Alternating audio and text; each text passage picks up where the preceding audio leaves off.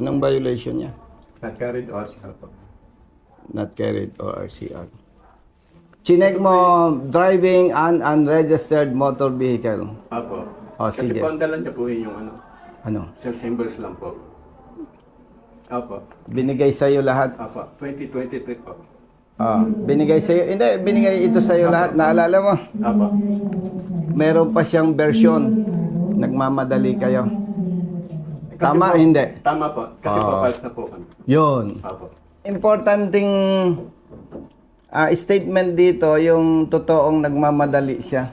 Apo. Itong, ang aligasyon ni Ryder, ito ibinigay sama-sama. Ipagpalagay na totoo ang sinasabi mo at nagsisinungaling ang Ryder. Bakit mo chinekan ang driving an unregistered motor vehicle? Hepe, oh. Manghuhula ka ba? Hindi po. Kasi po, wala nga po siyang... Ay, ng nako. RCR. Kaya daw niya chinekan ang driving unregistered vehicle ay dahil walang dalang ORCR. Opo. Talaga naman po dapat i-checkan kung wala pong dalang Mali. Hindi po yun ang presumption. Pag walang dalang ORCR, hindi po registrado isang sasakyan. Mali. Presumption po kasi yan. Isinulat niya, not carried ORCR. Saan po? Sa Yan. baba po. Kung ako enforcer, bakit ko sasabing unregistered? Hindi ko pa nga alam eh. Kasi- ORCR, not carried. Apo. Pasensya, mas naniniwala ako sa version ng rider eh. Ang sabi ni rider, nagmamadali. Hepe, tinanong ko sa enforcer mo, nagmamadali. Ngayon, doon sa version hepe ni rider, sama-sama itong binigay, nagmamadali ang enforcer. Ang pagkasabi, pagka-ticket, Bigyan ko mo na rin. Opo. ibinigay na sa'yo. Apo. Opo. Oh. Tinanong ko, nagmamadali kayo. Oo daw. O tama ang version ni rider. Apo. Magkakasama daw ito. Hindi ko lang po sure talaga at the time kung dala na niyang ORCR. O sige. Kasi po, sabi ko nga, unang-una, kung mapapansin nyo, hindi naman naka-staple eh. Oh, para bang... Oh, yan So, ha. assumption hindi yun ko na- sa'yo? Hindi naman po, wala po akong ginagalaw, ha? Mm. Magkahiwalay naman po Ah. yan. So, kahit paano ko puma-assume na sama-sama yan, unang-una. Mm. So, siya, di ba? Okay. Tingnan mo nga kung rehistrado o hindi. Oo nga po. Ito po, hindi niya po dala-dala. Hindi, ito pinapakita ko tanong sa'yo. Sige niya, po. sagutin mo lang yun. Naka-reso po siya galing 3 years po. Rider, tinanong kita kung magkasama ito, sabi mo magkasama. Opo, nakatupi sir. Ito sir oh. Kailan ka nag-picture niyan? Yun din pong araw na yun kasi ito sir yan oh. Ayan po yung ano. Yung Ano, oras, Yan. tingnan mo ka ano. Anong oras ka Ayan, nag-picture? sir. Kaya na rin po tumingin. Anong oras ka Alas 7 nag-picture? po. 7:24 po yan. Anong oras ka nahuli? nandito po. Saan? Ito po. Ay, wala. Hindi ko nalagyan po. Di ba dapat may nakalagay Opo, na meron oras po. to? Hepe, Oh, hindi nalagyan ng oras. Kunin ko lang po. Nakalagay po yung ano. importante yan eh. Oo nga po. Kunin ko lang po yung duplicate po sa...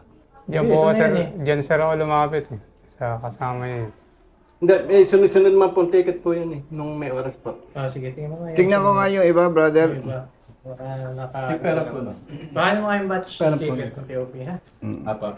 Para ma-verify natin yung oras. Tsaka po makukonek naman po sa Cavite. Nagpicture ako ng inko eh. Magkukonek-connect naman po yung kung talaga hindi ko dala. Oo, papunta po Medyo ako. malayo na yun. Hindi, papunta ka Hindi, Cavite. kasi may Hindi timestamp ibig naman sabihin kami. dala niya ito. Magkasama. Ang aligasyon niya, Hepe, magkakasama ito. Ah, check na rin. Nung binigay niya. Paniwala ako doon sa sinasabi niya, around 7:30. Kasi yung nasa ilalim niya, Hepe, 7:30. Ito ang ticket niya. Patingin mo ang cellphone mo. Na nung nakipag-coordinate ka sa opisina. Tumawag ka ba sa opisina? Nakalipat na po kami niya nung ano. Chief, Tumawag sa ka? Palawan. Siyempre. Ah, 7:30. Aha. Nasa Ay, Palawan Kalawan na na po. ho to eh. Mapapansin nyo, Kalawan na yung next na bulig ya 7:30. Hindi, sinasabi. Anong oras? Pati niya anong oras? Ito po, hinahanap ko lang, bro, Jerry. Sir, Nag-change location na nasa yung sila. picture niyo. Sir, Gano'ng... hindi nga mapag-picture, nagmamadali kayo. Hindi po, yung pinicturean niyo po Yung sa inyo. Sir, wala akong picture. Sir, ito mga picture ko. Yung ito. tawag mo sa office. Kailangan tumawag nung pagkahuli din. Yung nakapuro po ako nung dala. Makalayo-layo po ayun, sir. Sige, hindi, yung oras na tumawag ka, sige. Anong... Akin na yung picture, sige. Sige po. Temo, Ulit Hepe. lang sir tayo. Ayaw mo ang pagpaluhanagin eh. Hindi po. Sandali. Iniisa-isa natin. 7:24. Tumawag sa opisina at nagpicture. Pinadala sa office ko. 7:24 a.m. Sama-sama yung itong papel. Yung brother Jerwin, staff ko. Tingnan mo, 7:24. So kung hindi niya yan dala, Ito po kayang lahat 724 po kaya to. Kasi hindi, yung, pagka ganito yung Hepe, papaliwanag ko, no? hindi ko po alam yung susunod Hindi. na. Naiintindihan naman kita. Di ba 7:24 yan? Ayan, o, dire-diretso. Kasi pag nag-message ako sa'yo, yung batch ba? Hindi. Sasabihin ko sa'yo, pag nag-picture ako, Chip, ito yung mga picture pinadala ko sa'yo. Ngayon, nagpadala uli ako. Ang mag-a-appear na picture doon, yung initial. Pero kung mamaya o bukas, nag-send uli ako sa'yo, iba yon. Another time. Pag-aalala ko. Nare-recall mo? Hindi. Hindi ko masyadong sa messenger to. Ayan, batch oh. Isang batch yan eh. 724. Ipapakita ko sa'yo. Hindi kasi pwedeng magsinungaling ebidensya eh. Di ba 724? Okay. Tapos, nag-message naman siya doon sa staff ko. Ayan oh. Sir, anong oras open ng office mo? Yan oh, 8. No. So, siya ay nahuli dito sa area mo. Earlier Ang trabaho niya, Earlier na Ay, hindi po. 724. Ay, hindi ng dugbod po sa Cavite. earlier than 724. Okay. Kasi nag-send. Kasi yung sinundan niyang ticket, Ay, Chief. Kanawan, Laguna na po. hindi, yung sinundan, yung nauna. Ang nauna ay... Kasi 7:30 nasa Kalawan Ah. sila eh. Ma-analyze mo eh. 6. 6:45. Okay. So, pwede natin sabihin alas 7. Ang oras na hanggang 7. Hindi, ibig sabihin, pwede mong sabihin alas 7 siya nahuli. Po. Tama? Pwede. Ah. In between. In between. 6:45 and Mga around 7. 7. Mga 7. Depende po kung ano oras Hindi, siya kaya nga. nakapag-send kaagad. Mm. Hanggang time na yan. Okay. Hanggang sa time na nakasend Nawala. sa inyo. So, naipakita ko naman sa'yo, yung aligasyon niyang around 7, eh 6:45 yung sinundan, di ba? O yung 15 minutes gap, hindi na masyadong issue yun eh, tama ba? Mga alas 7 na yun. O sige, sabihin mo 6:45. Tapos nag-send siya ng message sa tao ko, nagtatanong. Doon sa huli sa kanya. No po. 7:24. 7:24 ba? No, 7:24%. Okay, 7:24. 7:30, nasa Kalawan na yung tao mo. Nakapanikit na sila. Nakapaligid na, di ba? Kasi so, before nung 7:24, around 7 nakaalis na sila. Oo. Kasi nakapanikit nila, nakababa Tama. na to na 7:30. Tanong, Mm. SOP na dapat may nakasulat na oras dyan. Yun lang. Yes or no? Yes po. Oh. Mas kapani-paniwala siya, hepe. Kasi kung naglagay ng oras ang tao mo, panalo na siya. Hindi ko na argumentohin. Kung ginagawa ng tao mo yung tamang trabaho, wala tayong argumento. No, po nga eh, kung napaan. Kung nilagay mo yung oras, Opo. ay halimbawa, nilagay niya oras, hepes, halimbawa lang, o 6:40. Tapos 7:24 siya, Nag-send sa inyo. nag-send. Nakapagano pa yan. Hindi may time gap. 19. Panalo na yung tao mo. No, po. Pero dun sa SOP na dapat sinusulat yung time, No. tingnan mo, very clear. Place of apprehension, date, time. So, technically, legally, may mali yung tao mo, hindi niya nilagay oras. Ang pinagtataka ko, hepe, bakit lahat ng huli may nakasulat na oras? Ibabalik ko na naman yung aligasyon niya na nagmamadali si enforcer, iniwanan agad siya.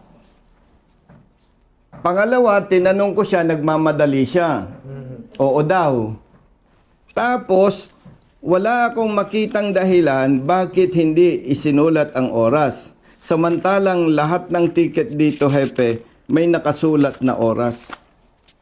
So, yung aligasyon niyang nagmamadali, baka hindi nakita, tinanong kita, brother, sabi mo, nagmamadali ka, maliban doon sa sagot niya, ang magpapatotoo, Hepe, walang ibang dahilan bakit hindi nasulatan ng oras. May oras lang po yung problema. Ay siya lang yung walang oras na isinulat. Wala nung aalis. Oh. So, without bias, ang conclusion dyan, Hepe, totoong nagmamadali siya. At tayo, pag nagmamadali, kahit simpleng dokumento, pwedeng na-overlook mo. Yeah. Pwede, Oh. pwede po nga. Pwede. Mm. Pwede. Now, ang request ko lang, Hepe, dapat sana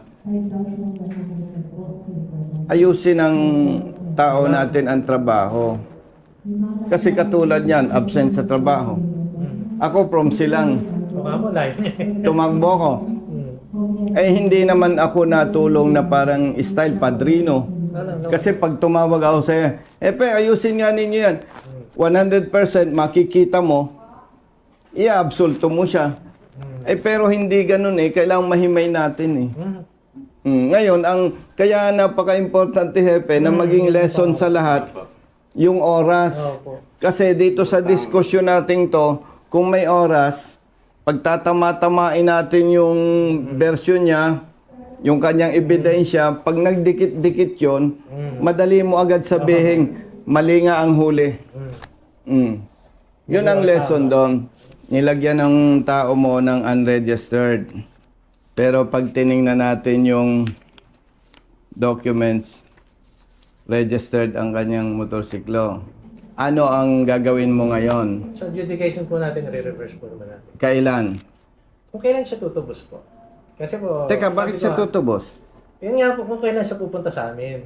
Ngayon na kami nandito eh. Sige po. Ayan, Kasi actually, mali pasensya sa word na tutubos, ipapa-adjudicate. Kung ano po, ipapa-adjudicate. Nandito yung ORCR at nandito yung tao, nandyan yung Sige po. motorsiklo Pa-adjudicate po. at